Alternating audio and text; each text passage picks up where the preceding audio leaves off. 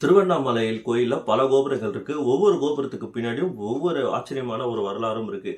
அம்மணி அம்மன் கோபுரம் இது எல்லாருமே நம்ம கேள்விப்பட்டிருப்போம். இந்த அம்மணி அம்மன் கோபுரத்துக்கு பின்னாடி இருக்க வரலாறு என்ன அப்படின்றத பார்ப்போம்.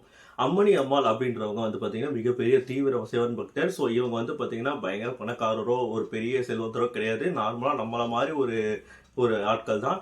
அவங்க என்ன பண்றாங்கன்னா, சிவனுக்காக நான் ஒரு கோயில் கட்டணும்னு ஆசைப்படுறாங்க. அவங்க என்ன பண்றாங்கன்னா, அங்க சுத்தி இருக்க செல்வந்தர்கள், அங்க இருக்க மக்கள் கிட்ட பார்த்தீங்கன்னா, நன்கொடையா வாங்கி கோயில கட்ட ஆரம்பிக்கிறாங்க. கொஞ்சம் கொஞ்சமா கோயில பார்த்தீங்கன்னா, கொஞ்சம் கொஞ்சமா ஸ்டெப் எடுத்து கட்ட ஆரம்பிக்கப்படுது. திடீர்னு பார்த்தா நடுவுல அவங்களுக்கு ஃபண்ட்ஸ் எதுவுமே இல்ல, காசே இல்ல.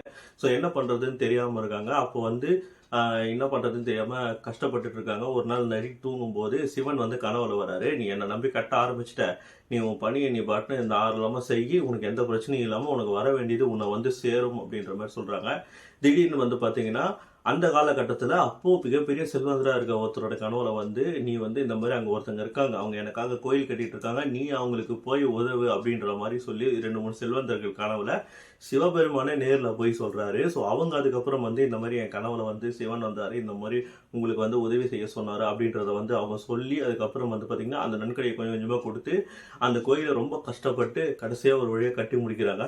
இவ்வளோ கஷ்டத்த தாண்டி இந்த கோயில கட்டுனதுனால அந்த கோவிலுக்கு அவங்களுடைய பேரே அம்மணி அம்மாள் அப்படின்ற பேரையே வச்சு தான் அம்மணி அம்மன் கோபுரம் அப்படின்னு சொல்லிட்டு இன்றளவில் அழைக்கப்பட்டிருக்கு.